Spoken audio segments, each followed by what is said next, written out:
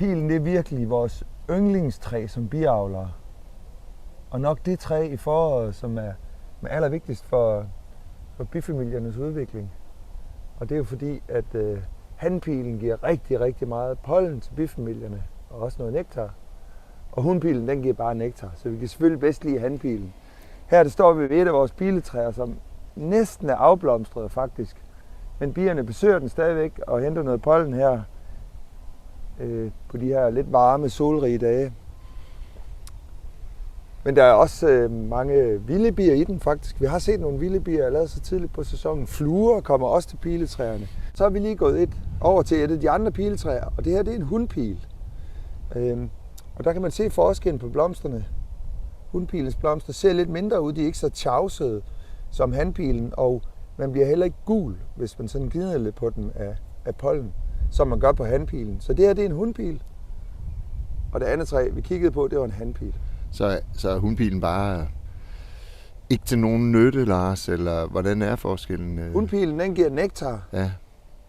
Og hanpilen giver så pollen og nektar. Ja, og dem er vi rigtig glade for, og i dag er det den 3. april. 3. april, og bierne vælter hjem med det der smukke, helt gule pollen simpelthen. Ja.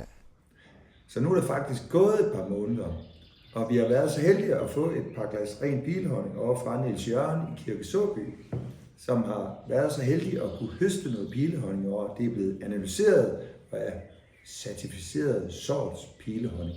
Og det er faktisk en sjælden ting. Hvis man møder pilehonning ude i staderne der i det tidlige forår, så ser man en meget mørk honning.